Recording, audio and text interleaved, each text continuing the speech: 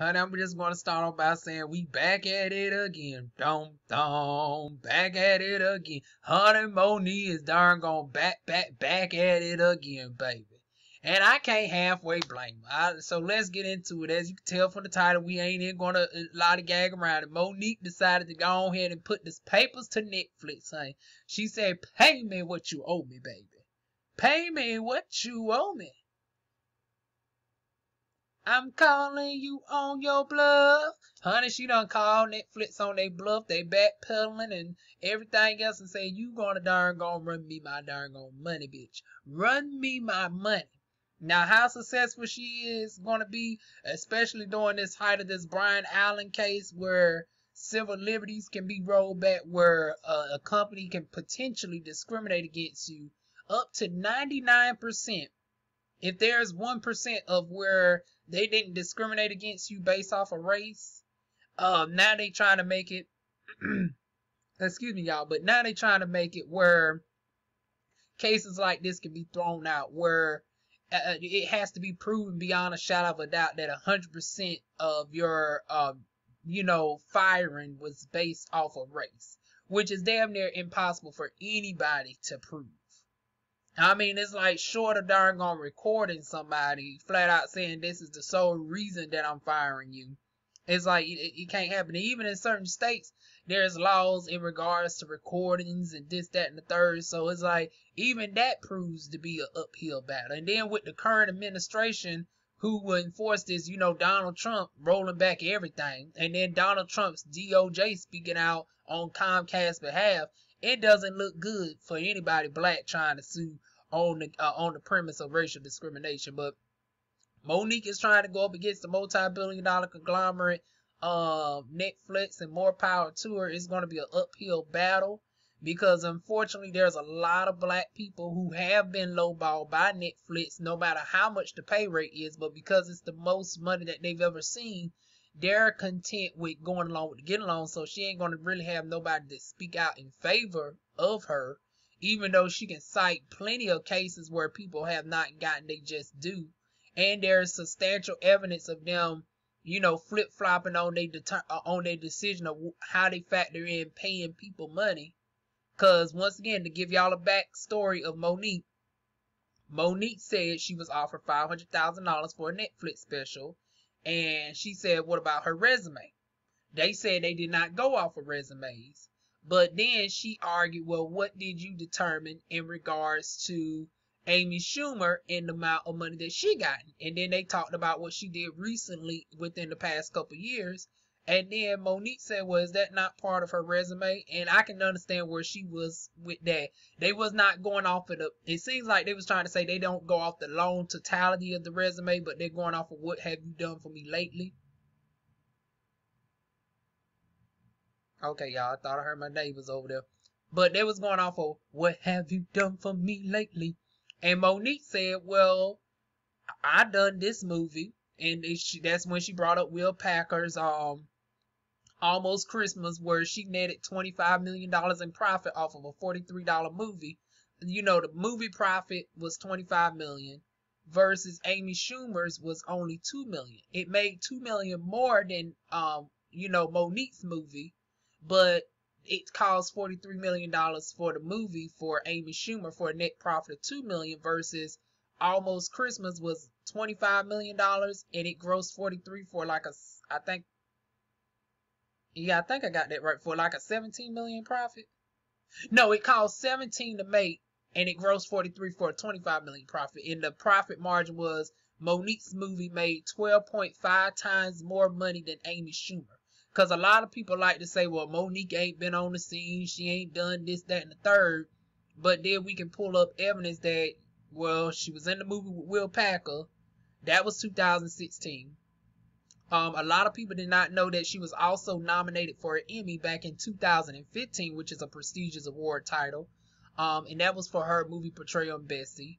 She also has racked up several comedy awards throughout her career and has been decorated as the most, awarded comedian alive. That should add some value considering that this is a negotiation for a comedy sketch.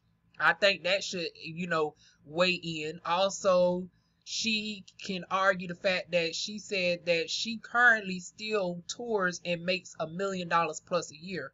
And within the contract that Netflix was trying to sign, she was not able to do any third party activity for the first year, and she could not engage in anything afterwards, even after that time up to a 2-year mark, unless she forcefully goes to, unless she goes by Netflix first. So essentially locking her into like a forced 2-year deal. She could not use any of the jokes that she done with Netflix outside of Netflix, but it seems like the way that this contract was written, that it go beyond that, that even if she would have came out with some new jokes, she could not have done any comedy work in general, from what I'm reading. From what it's being portrayed, it looks like she would have had a difficult time even doing some new comedy for the first year. Now, Monique says, now this is how she can darn gonna argue that she was rightfully underpaid. Now, y'all talking about, well, Monique ain't worth all this, that, and the third. She ain't selling out stadiums, and I give you that. But if Monique is able to prove that she is making consistently over $1 million touring on her own, and that engaging in this contract would have caused her to lose money, then she could show that she had every right to negotiate the salary. Once again, Monique is saying that she has successfully have been still grossing $1 million here and there every year consistently. So if she can show that as far as tax return statements and stuff, she had every right to at least negotiate for the money that she would have made while touring.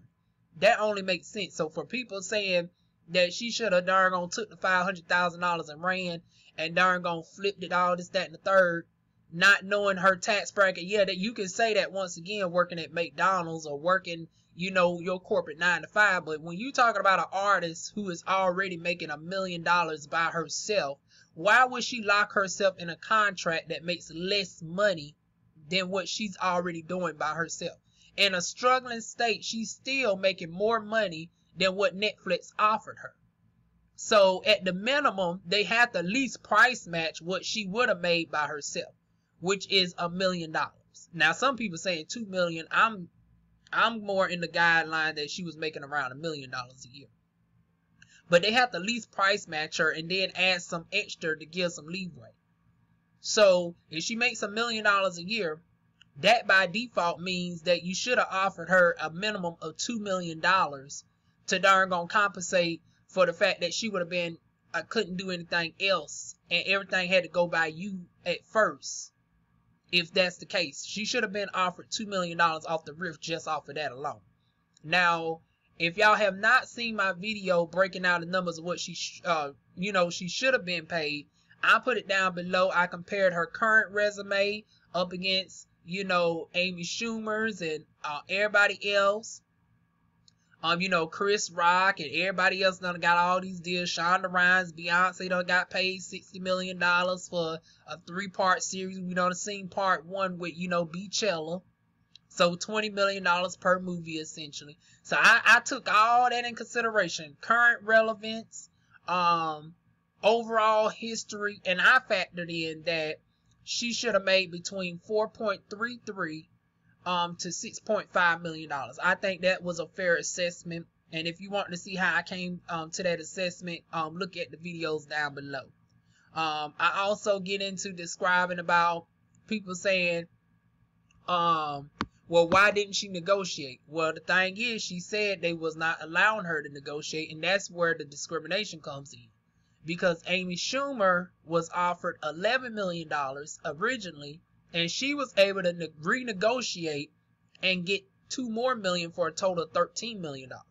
Now, Monique is saying that she actually makes $1 million on the road, even though she's all this irrelevant and can't sell shit. She's only doing the chicken circlets and all this, but those so-called chicken circlets are still making her $1 million.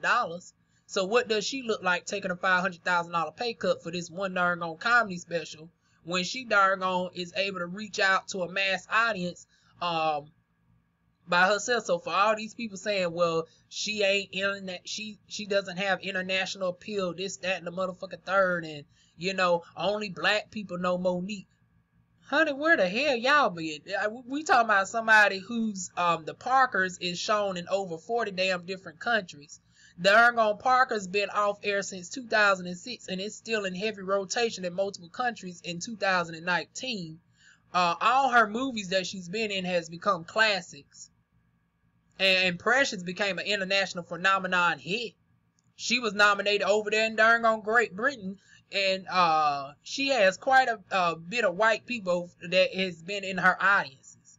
So I'm trying to figure out where is people talking about she's only known to black people. I don't know if they just stereotyping off of what they see in the YouTube streets, but if you actually gone to a Monique show or actually looked at her history, she definitely got, international appeal.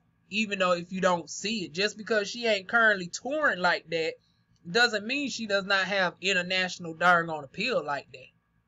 So I'm trying to figure out where people thought she was just for the black community. And even if she was only marketed to black people, we have to realize black people are the highest viewing people in television. I mean, the highest watchers of television content anyway. So that would still be a good thing in regards to her, even if she only had a black clientele. So you say that she only has a black clientele as if that's a bad thing. When black people have been shown to be the most consumers and keeps the major markets going. Is a reason why when it comes to certain programs and shit, it really pops off when black people are put in there first. You seen that with the Oprah Winfrey Network, and Monique called out that where when she tried to just have it with the animals and white programs nobody wasn't checking for, but it's when Tyler Perry and Yana Van Zant and all of them got over there, then the shit started picking up.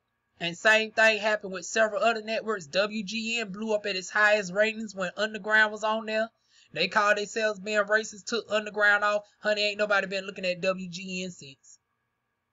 Ain't nobody been really looking at WGN like that. So to say that even if she only had a black audience, that's not enough to justify her only getting paid $500,000.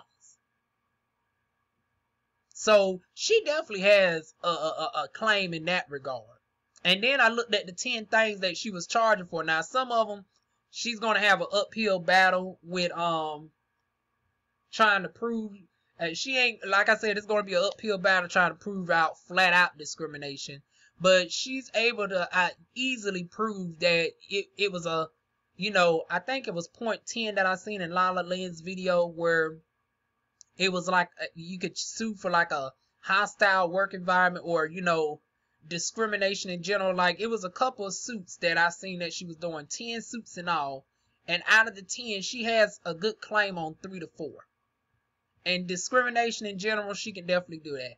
As far as just flat out discrimination, not willing to hire black, and marginalized people, that no.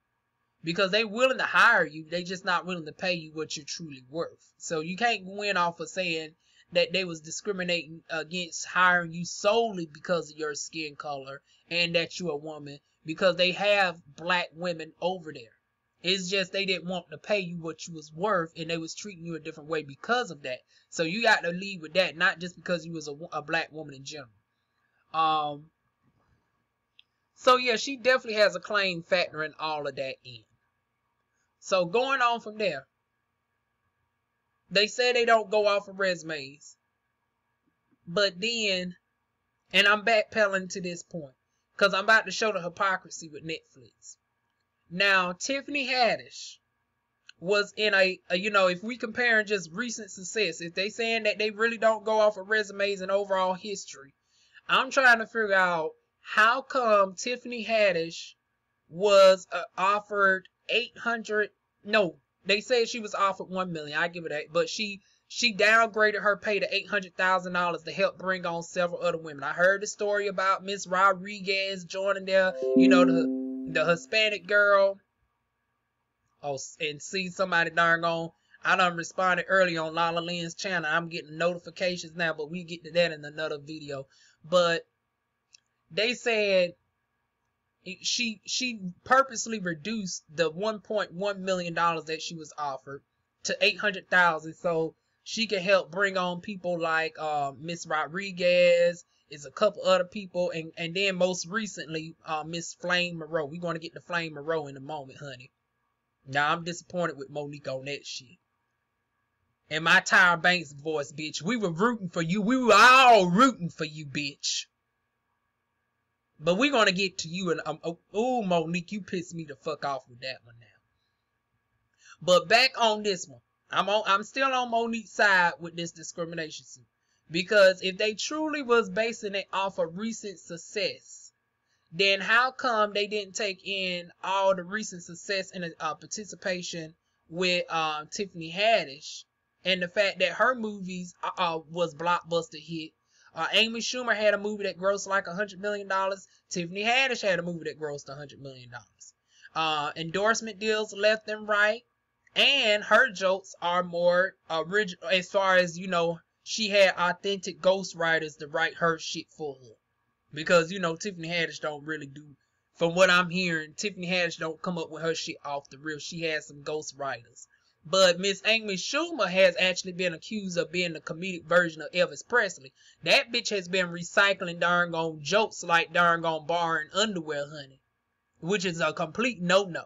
You don't borrow no bitch's underwear that's been used. Maybe if it was unused, I'm not saying that a joke can't be passed to you by other comedians. Just like if somebody was to give you an unpacked underwear. I mean, you know, packaged underwear. Unworn underwear. That's what I'm trying to say. But once the underwear is worn, you don't wear no other bitch's panties. And, just like the dudes say off of the Cleveland show, that's just nasty. Or Raven Simone, you nasty. Oh, nasty thing down at Netflix, darn on recycling darn on jokes from black people nonetheless.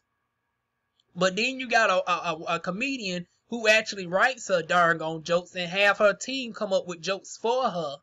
You want the darn on lowball her and not give her a proportionally equal amount of what she's worth?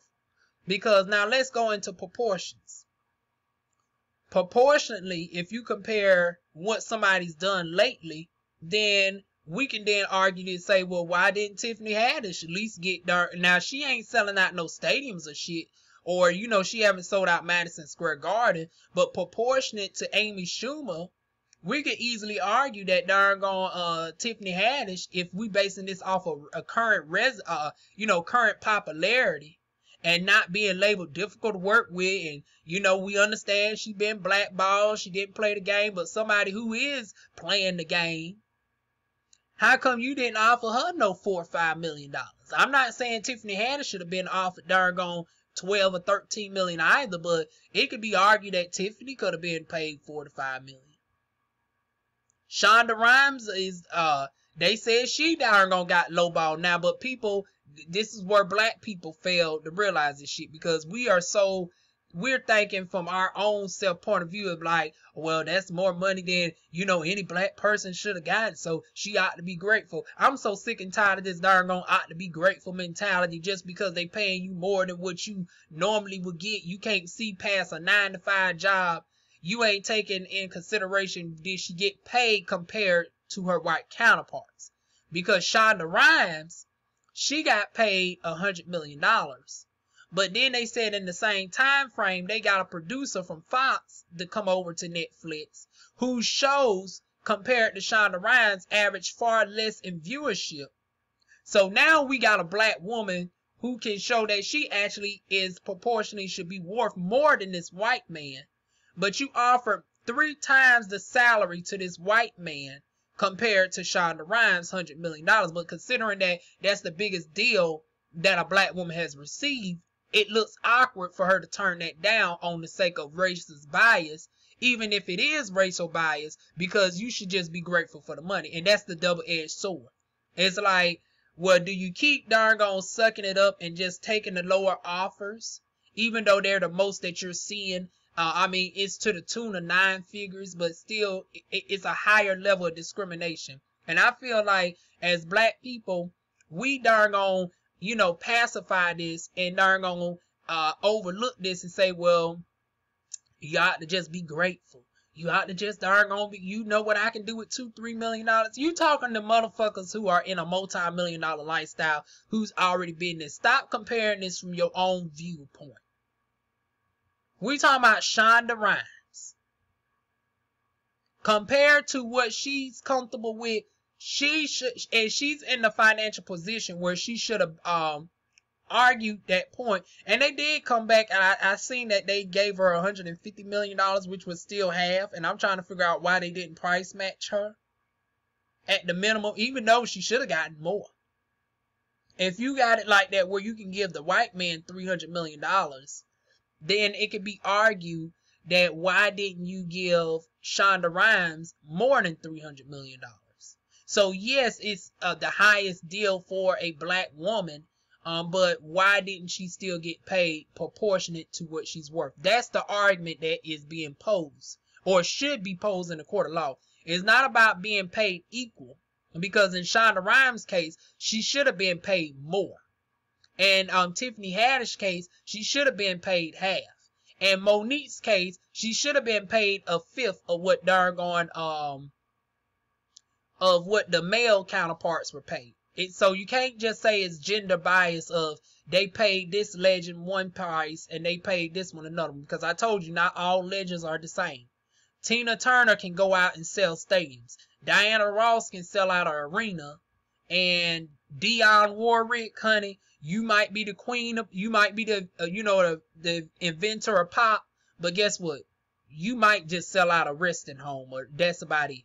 You might fill up 300-400 seats. So once again, that's a popular example of legends all standing the test of time, been around 50 years. But Dionne Warwick is not about to command Diana Ross' salary. And Diana Ross and darn gone Dionne Warwick combined cannot even command half the salary of Tina Turner if she decided to come out of retirement. Because guess what? Tina Turner was decided to go on a tour right now. Honey, she can make more than the combined salary of Patti LaBelle, Aretha Franklin if she was alive, Dionne Warwick, and Diana Ross. That's how much darn power Tina Turner has. Tina Turner can still sell out stadiums. And I'm talking about 60, 70,000 seat stadiums. So the same thing is with Dave Chappelle and Chris Rock. It's almost similar to like Missy Elliott. Excuse me, y'all. But Missy Elliott is the highest successful female rapper in the history of music. She's the top selling female rapper to do it. However, she is not in the top 10 most successful rappers of all time as far as sales go. Her highest selling album is not in the top 10 compared to the Jay-Z's, the Eminems of the world.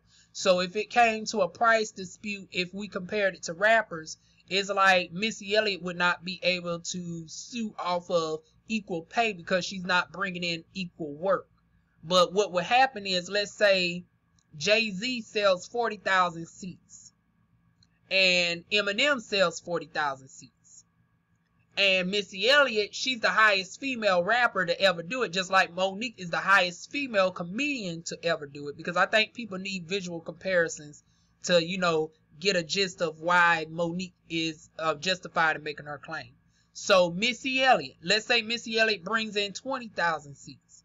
That means proportionate to what she is worth compared to them. If you're offering, let's say, $3 million to Jay-Z for a concert, and he filled up 40,000 seats. That means if Missy Elliott can darn on bring in 20,000 people, that means shouldn't you offer her proportionate to equal to what they are bringing in, which is 1.5 million? That's how you do fair negotiations. If Jay-Z is offered $3 million for bringing in 40,000 people, and Missy Elliott brings in 20,000 people, that means Missy Elliott should be paid 1.5 million, right?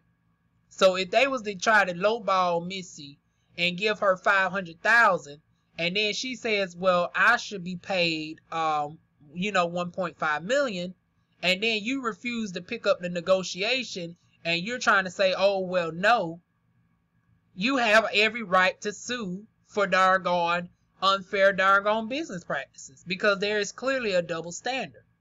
Because then if the white woman darn shows that she can make, 30,000 get 30,000 people in, and she is first offered, let's say, just $1 million. Let me see what's 30. So that's 3/4. What's 3/4 of 3 million? Ooh, y'all know I ain't the best when it comes to math. Let me get my calculator out. So 3/4, that's 2.25 million. So let's say if I'm going to use Iggy Azalea. That's the only white bitch I can think of off the top of my head. Let's say if Iggy Azalea can get 30,000 people in the seats. And that's more comfortable to like the rap version of Amy Schumer anyways, because Iggy Azalea compared to all these other people are newer in the game. Jay-Z, Eminem, and Missy Elliott are all from the 90s, and Iggy Azalea is new. And that's just like Amy Schumer is new onto the scene compared to, the likes of Chris Rock, Dave Chappelle, and Monique. So if Iggy Azalea is able to get 30,000 people in the seat, but they first lowball her and offer her $1 million, but then she's able to renegotiate and get 2.25 million, then Missy Elliott only gets offered $500,000. Then why isn't Missy Elliott able to negotiate and get 1.5 million if she's able to show that proportionately that's how much she would bring in?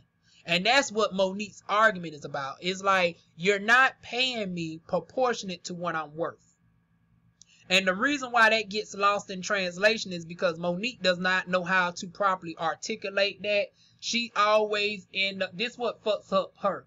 When she says stuff like she should have got paid $20 million. No, you shouldn't. You're not worth proportionally $20 million. I done broke down the numbers and told you why you're not worth $20 million. You're not even worth being price matched to Amy Schumer. But you is worth what we broke down the numbers. You is worth half of that. And how she goes into court with her lawyer and what they argue, if they base it off of that, she will indeed win anywhere from 4.33 to 6.5 million. However, if she go in there on that bullshit, talking about she should have been paid $20 million like all the other rappers. Oh, not the rappers, but the comedians. She's going to end up losing, y'all. She's going to lose. Because proportionally, they did not have no right to offer you no $20 million. You're not worth $20 million. I'm sad to say that. I think you're personally more funnier than Chris Rock and Dave Chappelle, in my humble opinion. However, the rest of the world, as far as, the sales, does not reflect that. And sometimes that's just how it is. Sometimes, it's a popularity contest where some, people are more popular even if they're not authentically more talented. Like these rappers today. I would not dare compare somebody like a Young Thug to a Lil Wayne. I would not compare Tekashi 6ix9ine to Sean Paul. I would not compare, let me see, who else is in there? I would not compare Cardi B to the likes of Missy Elliott. Even if she darn gone got all the, I would not compare somebody like a Cardi B who has admitted to darn gone getting help here and there and is manufactured and propped up to somebody who is authentically creating her own raps and has made music for everybody else to the point where she's in the Songwriters Hall of Fame. Missy Elliott is a Songwriter Hall of Fame inductee. She has been certified as a legend. It's been long overdue.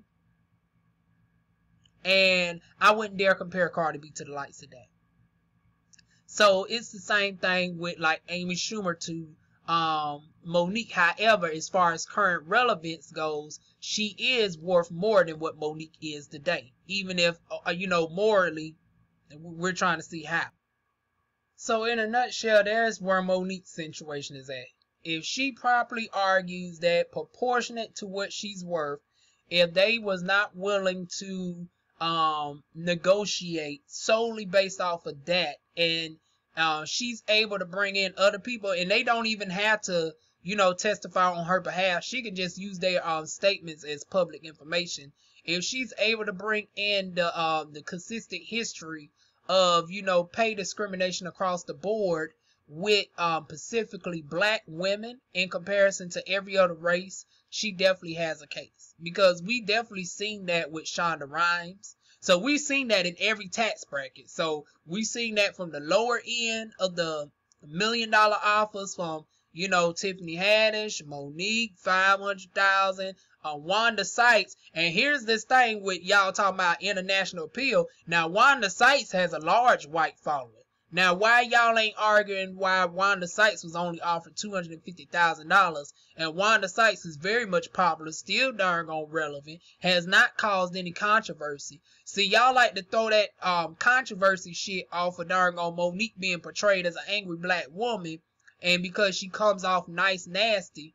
And I do see that she does have a nice nasty deposition within herself. She does have that condescension when she specifically says my loves in the manner that she does it. She is being very much nice, nasty, passive aggressive with that. But if that's the best that you can say is being aggressive, as if you trying to claim that she's an Omarosa, that is not going to work.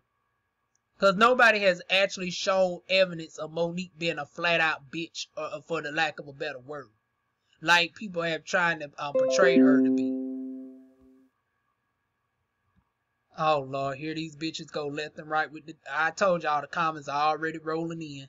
But, yeah, that's where Monique is at. Even though, you know, she has been labeled difficult, and this is part of the blackballing process, I still can't be mad at her for trying to darn gone sue.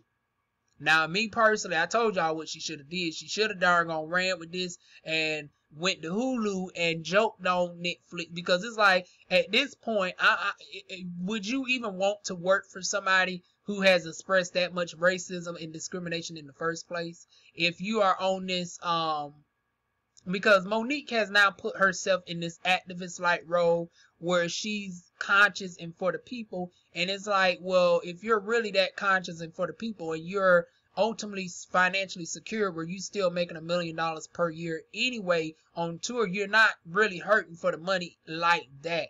Yes, you have took a serious financial hit compared to where you were, but you're not, you know, MC Hammer broke where you worrying about being homeless. Even with the lien that was on your house, worst case scenario is you had to temporarily lease a house, or, you know, just buy a lower price house. But she's not in the tax bracket where she's worried about being on food stamps, you know, this, that, and the third. So it's like her struggle is a different type of struggle than what most black critics who are coming for her is have seen themselves in. So yeah, I mean, I give her much luck.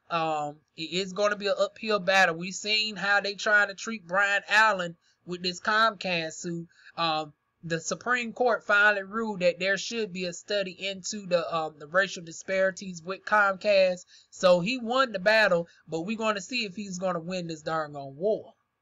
And Monique is, unfortunately, she doesn't have too many people back in her corner, unfortunately. Because a lot of people is willing to darn gonna accept the payments and just keep dealing with it. And Monique says she's not willing to deal with it.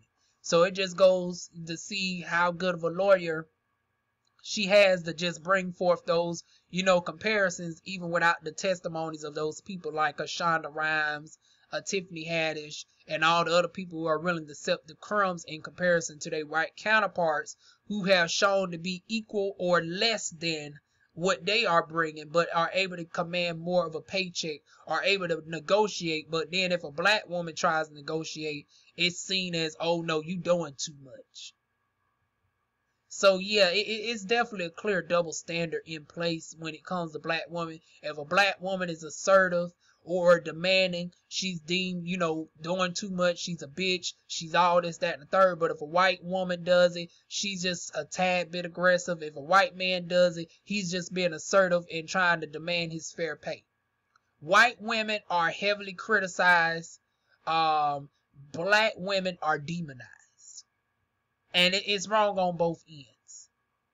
So she definitely has a case, especially with evidence showing that the board member of darn gone Netflix was out here in the boardroom calling black people the N-words and stuff like that. And I mean, there's tons of evidence that shows the racial bias. It's like, and just because they're willing to bring you in, Charlamagne making his jokes on at the Breakfast Club talking about, well, how you gonna sue for racial bias if they gonna have if they willing to hire black people? Honey, they've always been willing to hire us as talent. Mama's Mabley was a doggone talented comedian back in the 1940s, but she still wasn't paid proportionate to what she was worth. All the black people in the early days was not paid proportionate to what they were worth. They didn't have no problem hiring us.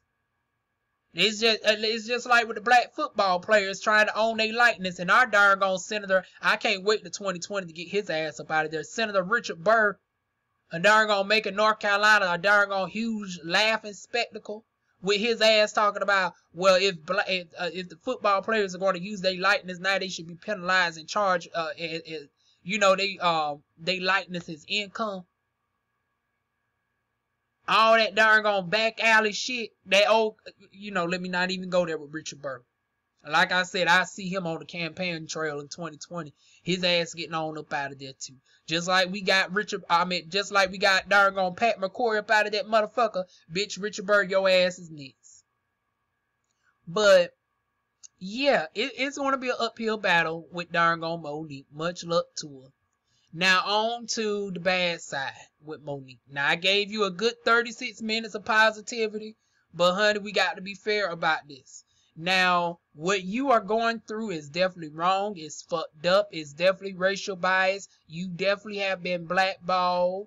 And I felt like you should have went to Hulu, zipped it in reverse. It is shareable, you should have did like a Missy, flipped this situation and darn gone talk cold cash shit, because if you're trying to be a darn gone conscious woman, you should have darn gone not be willing to even go there anyway. Instead of suing them, you should have blasted the fuck out of them, and Hulu would have ate that shit up. Hulu would have darn gone. I'm willing to bet Hulu would have gave her a couple $1 million. She could have negotiated over there at Hulu. She could have got that $3 to $4 million over it. That's why I say it wouldn't have paid for me to been on the marketing team, honey. Because I would have flipped that to a darn gone massive payday for darn gone Monique. And then instead, you could have still blasted them for racial, inequality and all this, that, and the third. But drive people over to Hulu to where, encouraging, go to where you are paid fairly. And where you are also treated fairly, economically as well.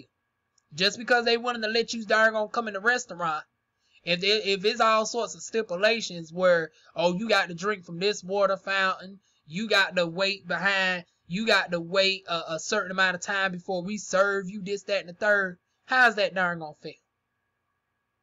I don't understand. And then in an industry where black people dominate, we still are subject. This is how bad racism is. When black people are the dominant sector in this arena as far as comedy, music, entertainment, and you allow yourself to be racially oppressed within stuff that you dominate as far as the money. And because they're willing to infiltrate your stuff and pay you more than what you would normally getting, but not to what you're worth, you're willing to settle for the darn gone scrutiny of an industry that collectively we build up. And then even in the motherland, we darn gonna have to look at white restaurant, Asian restaurants making statements such as racial slurs in a country where 98% of the population is black. Where they are practicing Jim Crow practices in an African country. Let that make sense. That is stuff that Monique could have brought up in her comedy special and flipped it, and darn gone would have brought serious subjects to the forefront while also making her money. You need to be educating the people and telling them how in the hell is darn gone Jackie Chan's cousins over there having a restaurant talking about only Asian people allowed. Where's the darn gone black restaurant in China saying, oh no, only black people is allowed in this darn gone restaurant in China? Honey, that's darn gone comedy gold material all day long.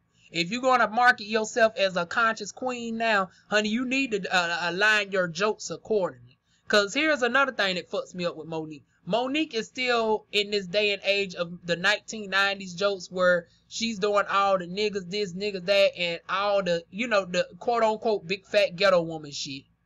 But now you're also trying to label yourself as a conscious queen. I believe that you should shift your darn comedy to also be aligned. You know, program. If you're trying to get more people on your side, this is how white people been doing this with infiltration shit. You should be subliminally programming people to wise up and be more consciously aware of the stuff that is happening to them.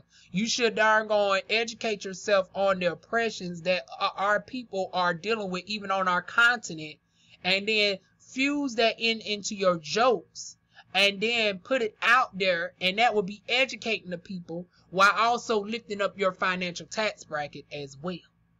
Once again, Monique, my darn services are still available if you want me to.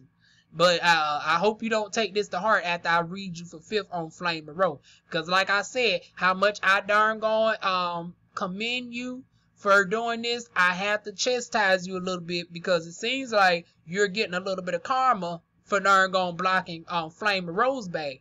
Now, Flame Monroe is a former transgender woman who has detransitioned back to a man. So for people who was confused, I seen the Breakfast Club interview, and a lot of people was confused, and I was confused too, because it's like, Flame Monroe, how you gonna jump on there and be the pot calling the kettle black? Because those gay people that was talking at the last interview was darn confusing as hell. But the way you describe yourself is just as confusing. Because here you is talking about, in one sentence, that you're a man at the end of the day. But then you say you're a trans woman. But then when you go into talking about you love women, you present yourself as a lesbian, but you still recognize that you're a man, though, that has a fully functional dick. You're not on hormones. You just happen to have your titties. And you've always engaged in heterosexual-like behavior just with the guise of the woman persona that you make for money, because you're also a drag queen. You see how that shit can be confusing to somebody who is not familiar with our community, the LGBTQIA. So I can understand why a lot of people was confused, because a lot of people saying, well, he's a drag queen, not a transgender, and she was a former transgender. She just detransitioned. She did not go all the way as far as the sex reassignment surgery and everything and all that is concerned. She has lived her life as a man with titties, for the lack of a better word. She still dresses fully feminine for the sake of the money, but outside of drag, she carries herself as a man with titties for the sake of her children. But here's where it gets confusing yet again. She dates women, but she goes after butch women, which are masculine lesbians like Cleo! Honey, Cleo from Set It All, Jada Pinkett Smith, allegedly. And she goes for that stud-like look. She goes for that, I seen Nyla, Nyla girl. Hey, Nyla. If you come across this video, I seen your video earlier about darn on Alicia Keys. And old school Alicia Keys will fit that darn on aesthetic that Flame Monroe goes for, honey. So, yeah, she goes for that Alicia Keys-like look, that young Maya-ish look, like, very androgynous, more borderline masculine look. Like, she likes the rather hard-looking darn on women, honey. She likes those type, the Jada Pinkett Smith type of darn on women. So that's what confuses the fuck out of everybody. So it's like, well, are you a transgender lesbian? Because transgender is the identity. The sexual orientation is different. That's where it gets confusing, because people confuse the LGBT as all being, sexuality, but when it comes to the T, it's actually gender identity. So gender identity means you could be a transgender woman and can still be a lesbian, which means you are a transgender woman, titties, inverted, coochie, everything, and you love women. Or you can be a straight transgender woman who loves men. Or you could be a bisexual transgender woman who loves both men and women.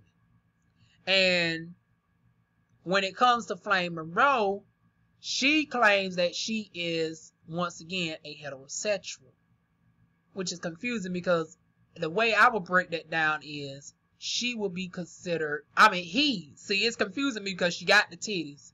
She's on the Breakfast Club and full darn gonna get her. But he calls himself he. So I'm trying my best, but hell, bitch, you was confusing me. So Flame Monroe, for the lack of a better word, is a bisexual drag queen. So that's the terminology. If you want to know what to classify Flame Monroe is a bisexual drag queen that used to be transgender. She has detransitioned back to he and no longer identifies fully as a transgender. You only have the semblance of transgender is because when you dress up in drag and the fact that your titties are real. But you're no longer on hormones. You call yourself a man. You engage like a man with a woman that is just as manly. That don't make... Okay. So, and like I said, I would have classified it as a lesbian if she was still transgender, but he identifies as a man. So you a man that has a proclivity for mannish looking women. I hate to say it like that, but that's how it is. You a bisexual man that does drag, that has a sexual proclivity for for manly looking women. One more time. Bisexual man who does drag, who has a proclivity for masculine women. Okay. That's how you do Flame Monroe. Okay. So the confusion is definitely there. Hell, you confused the fuck out of me, and I'm part of the community. Like you was darn gonna saying you were part of the community and you was confused by them two. Bitch, you didn't do no damn better because it took me a good 10 minutes to darn gonna try to break down your darn gone identity, honey. I had to separate the identity from the sexuality to your darn gone profession. Drag queen is the profession. Transgender is the identity. Bisexual is the sexuality. Honey, I had to darn gonna go through a whole breakdown just to darn gonna get you out the way. Shit, we darn gone 7 minutes in and we ain't even got to the point of why we bring you up in this video. So you, with all that you got going on, you had a run-in with Monique back in 1999. Let me get a tissue, y'all, real quick.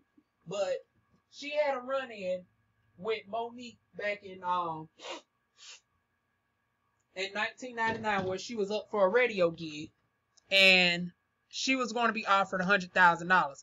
Now, she claims that she was denied the job because Monique was also doing that. And she was also up for that radio slot as well. And she said she could not work with Flame Monroe due to her lifestyle.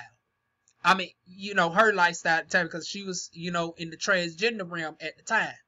So before she transitioned back to he, even though he's always been he from what he said, well, this was before the children. When he got the children, then he said he started living the male life again in regards to his children. But back when he was still she was discriminated against because Monique didn't care to learn about who Flame Monroe was as a person. You judged her based off of her gender identity. And because you didn't like her gender identity based off of obviously your biblical beliefs or whatever have you, you stopped her bag. But now here you is all these years later, 20 years exactly later, complaining about, Netflix trying to stop your bag because of something that you cannot help being a black woman. Now, Flame Monroe, see here where it gets problematic because I guess in the sense of how much Flame Monroe flip flops like a darn on flame flickering in the darn on air, I guess she could change it because she, like she said, she could be anything, honey. Bisexual, transgender, hell, borderline intersex at this darn on moment because you giving everything all over the damn place. So it's like you can borderline be anything, but it's like still, you shouldn't have been judged based off of who you was. And is this karma for Monique treating darn on Flame Monroe this way if the accusations are indeed true? So it's like, Monique, I would love to see your thoughts on regards to Flame Monroe. You like to speak on everybody else darn on scandals and drama. Now your shit has been called to the forefront. And y'all know I got to keep this darn on fan on because of these darn on neighbors. And I use the fan to block out the, my voice from carrying over. It's darn on 30 degrees. I shouldn't have no business with no motherfucking fan on. But is this karma, Monique? You got to ask yourself this. Is it karma? I'm waiting. And like I said, what goes around truly comes around. It may not happen today. It may not happen a year from now, but 20 years later. Actually 10 years later, because this shit started happening with you in 2009. And now here we is in 2019. From what has happened to Flame Monroe in 1999.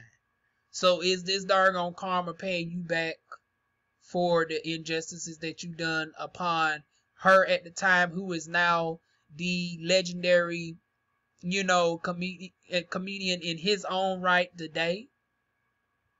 One can say that. So Monique, my love, is you willing to have the conversation with Flame Monroe in stopping his bag? And what you did to him back then when he was she. Before she became he again and started living as a man with titties that still does drag, and has 3 children. Because that had long-term implications, because this was his dream career back when he was she, that she at that time wanted to be a successful radio host. You stopped that dream. And even though she overcame that and now has become a successful male bisexual drag queen entertainment act, it still does not negate the fact that what you done to him back when he was she. Don't y'all ask me to repeat that again. It took me everything to mentally calculate all that right so I can darn gonna get the terminology correct. Like I said, Flame Monroe, you had a lot of people darn gonna confused with that damn shit. But Monique, you got to ask yourself that. So I still commend you with this darn gone with the lawsuit. But once again, you got to realize sometimes karma comes around. What goes around comes back around. Hey, hey, my baby, sucks to be you right now. Take yourself to Hulu. I'm telling you, go to Hulu and offer the darn gonna do some bashing videos on Netflix, honey, and stack up your paper. Stack up your paper. Go ahead and stack up your darn gone paper, bitch. Stacking on up. So that's it right there. Now I disagree with Flame Monroe on trying to, go on the Charlemagne train talking about, well, just because you was hired over there, and they offer you an opportunity, that negates any racism. Once again, ain't nobody saying that you can't get hired over there for being black, trans, bisexual. So while you ran down the resume of everybody who's on Tiffany Haddish darn comedy second, she ready. Honey, they wasn't ready to cut darn on Tiffany Haddish what she's darn proportionally worth. Because if they was basing it off of recent darn success, she should have been offered $4 million. And then she should have downgraded to $3 million to pay the rest of y'all. As opposed to her going down $300,000 and y'all split that $300,000 amongst 5 people. So that's about $80,000. But all of y'all have some name right, especially Flame Monroe. So and that actually goes to further argue darn on Monique's point that y'all wasn't even paid what y'all was really worth. Tiffany definitely wasn't paid what she was worth. She ain't worth no 10, 12 million, but she was definitely worth, based off of them talking about recent success, she's definitely worth $1 million. I mean 4 or 5 million. Monique was worth 4.33 to 6.5 million. But once again, proportionally, they were not paid what they're worth. And if she goes in court with that and shows that she wasn't paid proportionally to what she's worth, I believe that she definitely has a case. Now, after that, see, here's where it gets tricky. I was sued just based off of the principle, and the damages, she should be, I would say she should not do the deal. That she should just sue based off of the fact that she was fired, and that due to the fact that this had so much negative publication backlash on her, and that people came out and lied on behalf of Netflix, and Netflix took their sweet time before coming out saying that they don't release payment negotiations, because we have to realize John Murray, and I spoke about that too, check the videos down below, came out and said that Monique was offered $3 million, which was not the case. But the fact that Netflix did not come out and debunk that claim, and that spread legs, and Roland Martin, who is a highly recognized, usually highly reputable source, actually tried to corroborate that claim that Monique was offered $3 million. And you did not see no proof that actually showed that she was offered $3 million, and Monique shows that she was offered $500,000, but there was never an offer as far as paperwork was concerned for $3 million. So with that being said, she should actually redirect, and I hate to say it, Roland, because I'm a huge fan of the Roland Martin show, but Monique really needs to be suing y'all, because y'all actually defamed her darn name out here in these streets. She needs to put Netflix on blast, but she shouldn't be darn trying to argue to work with somebody who really don't see it for her anyways. She should just sue based off of, you know, the negative backlash that she received in the way that her payment negotiation was publicized. I say, you know, based off of principle, you know, just sue them for a cool $1 million. Because if you try to sue them for the $5 million that you're worth, that means then you got to go back to the contingency of engaging in a contract and then being locked in 2 years with Netflix. And it's like, do you really want to help this company that has shown this much racial bias towards your people in the first place just for the money?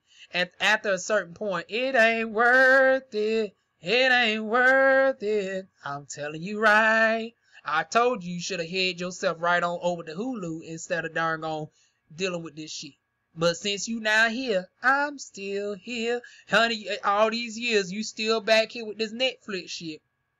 And it's almost reminiscent of Colin Kaepernick trying to get back on the good old boys team. Trying to get back over there with the NFL, knowing the racism and stuff that they got going on. It's like, you can't expect somebody to change who they are. Legally, it's not right, but at the end of the day, this is when a snake shows you that they're a snake, believe them, and then act accordingly. So I believe that she should darn keep them put on blast, but she should have redirected that into, you know, putting them on blast over at the Hulu platform. And then as far as who really darn hurt you, you should have darn put out defamation on darn Roland Martin. Darn, my nose is running today, y'all. I got my tissue over here. Okay. She should really be putting a defamation out on Roland Martin and darn John Murray. You ain't going to get that much from them. So just sue them for a couple $100,000 just off the sake of the principle, honey. And call it a day. So that's who she really should be going after. She should be going after darn John Murray and darn Roland Martin. Because they darn really put out a flat out lie that Monique darn refused to have the people come to her comedy show to evaluate her worth. But then Monique has evidence that showed that 2 scouting agents came out to her comedy performance 2 separate nights. The tickets paid for by Monique. That can easily be verified, and that darn debunks John Murray's claim right there that she was difficult and not wanting to darn audition to show that she's worth what she was worth. So really, your darn lawsuit, like I said, should go to John Murray and Roland Martin. Darn Netflix, that is too much of an uphill battle, especially during this time with the Brian Allen situation. So I feel you should put them on notice. But what is going to be the call to action afterwards? Now we done put them on notice. What is the call to action afterwards? See, Monique is good at calling out the problem, but she doesn't address the solutions. Once again, this is why you should have a marketer on your team. This is what I went to school for, baby. Honey, I deal with public relations all the time. You're going to learn the darn on. Maybe she still be watching. I think she watches my videos and don't want. And this is your problem. You don't want to darn on publicly darn on put on black talent. Now, y'all already done blocked one former transgender sister. Don't block. Is that another reason, Monique? My love. Is that another reason why you don't respond? Because I know you see I know you see my shit. I know your team has come across my darn on videos. Is that why you don't be paying me any mind, but somehow you can address everybody else? You can address old funky darn on coke snorting darn on Dineva. Yeah, I said what I said. But you can address Miss darn on self-oppressive, self-oppressionist darn on featurism darn on funky Dineva, Mr. Wannabe White Woman. You can address everybody else, but you can't address a little me girl. My love. I'm starting to believe that there's some validity to darn on Miss Flame Monroe's darn on comments. And it's so sad because you was down there, down to the Queen's Supreme Court, darn on trying to love up on T.S. Madison being nice nasty. And then I was here for when you got into Kaya. Honey, they was trying to set you on up. But karma came back on their ass. And that would fuck Kaya up because Kaya darn on was ready to, because how much she said she ain't for the industry and all this, you was when it came to y'all wanting to set up darn on Monique. Y'all didn't say that y'all had a behind the scenes deal with Will Packer and she had a falling out with Will Packer. So don't you think it's a conflict of interest? The darn gonna be interviewing Monique and you have a preconceived bias. How you gonna ask, Monique about Will Packer and y'all are currently in contract with Will Packer? That shit hit the fan and that caused T.S. Madison to lose out on that deal. But it's just karma all the way around. Just like T.S. Madison got her karma, you end up getting yours from what I'm seeing from Flame Monroe. So before you speak out on anybody else's issue, when we see the next segment of darn gone open relationships with you and darn gone daddy, honey, you and daddy needs to explain the Flame Monroe debacle, honey. Y'all need to explain that one, honey. Y'all be up in everybody else's business when shit hits the fan with them. Now, like Wendy Williams, Wendell Orthodox, Bartholomew, Pookie, Clyde, Theodis Williams. Now you, Miss Dargon Hicks, Miss Dargon Monique Hicks, honey, has been called to the Dargon docket. And the plaintiff is Dargon he, she, we, Flame Monroe, baby. So what is y'all, what do you have to say in regards to he, she, we? We're waiting, my love. We wait. But in the meantime, we still wish you much luck over here in regards to your lawsuit. Like I said, honey, it ain't looking, it's still an uphill with Brian Allen, and he's a multi-darn-gone billionaire. And you is worth only about, what, $10 million? And you going up against Netflix, like I said, you have every right. But it's gonna, you don't have darn-gone Brian Allen money to really put it to their ass. So, like I said, it would behoove you to move a little bit differently. You can't move like Brian Allen. You could still call them out, but not putting yourself in a, a debilitated darn on economic state as well. Like I said, the best bet for you was you should have put their ass on blast over on Hulu, and you would have won both ways around because you would have still called out the injustices of Netflix while also, getting your coin over at Hulu. And then, if you would have infused the consciousness within your jokes, you would have been subliminally up, waking up the people who are not yet woken to the bullshit that's going on with the injustices of our people. See, you could have been multifaceted. You could have been darn on dealing with three things simultaneously. You could have been kicking Netflix ass, making your money, and help wising up your darn people, and also making it for your fellow people in your tax bracket to darn get paid proportionally to what they're worth. So you would have been dealing with 4 issues at the same time if you would have went by doing it that way, as opposed to the way that you're doing it now, where nobody can't darn be in your corner. Versus if you was in Hulu, you would have a lot more people that would have felt a little bit more comfortable backing you on up. So, yeah, that's where we at right now with Miss Monique, honey. My love, honey, seems like karma done came for you. Ready or not, here I come. 20 years I done found you. 20 years I done found you. Honey, karma done came for Miss Hicks after 20 damn years. So if you want the darn tide to turn in your favor, it's time for you to turn over the other cheek on your biblical darn bigotry. Because that Bible gets us always fucked up. I told y'all about following that darn diluted Bible that's full of darn hypocrisies. So while you still trying to hold on to Leviticus on the low, oh, god damn it. I almost wish I didn't reply to these bitches. I done been on for 1 hour and 5 minutes, and this is like my 6th darn notification that I done got from a reply, honey. Y'all need, matter of fact, I'm gonna as soon as I upload this video, I'm just gonna put it down in the description box, cause I ain't about to respond to all these motherfuckers. But that is it, y'all. Y'all leave y'all thoughts down below. What are y'all thoughts on this situation in regards to Monique suing Netflix? What are y'all thoughts on Flame Monroe saying that Monique stopped her bag back when he was her? Now she goes by he, she, we. He, she, we. When he used to be she. But nowadays, he cashes the check. He cashes the check. She spends the money. How the fuck did she say that shit? He cashes the check. She says, damn it, y'all tell me how that shit went on the Breakfast Club. She said some sort of freaky shit. Talking about he cashes the check.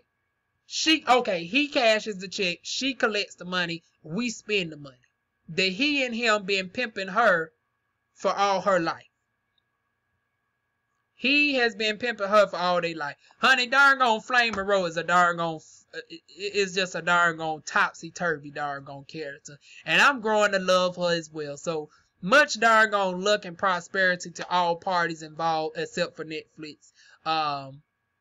But yeah, much prosperity and success to darn Flame Monroe. Much prosperity and success to my love Monique, even though she don't want to highlight a queen down here. And I'm thinking Flame Monroe might have some validity. Prove Flame Monroe wrong, Monique.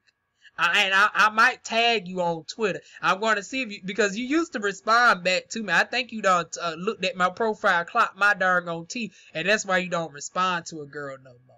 Now, I know my videos are long, too, and who is me down here in North Carolina with my bonnet on in this 30-degree weather, darn sniffing and darn for an hour on the darn YouTube. That's okay, Mo. Like I said, just a shout-out would go a long way.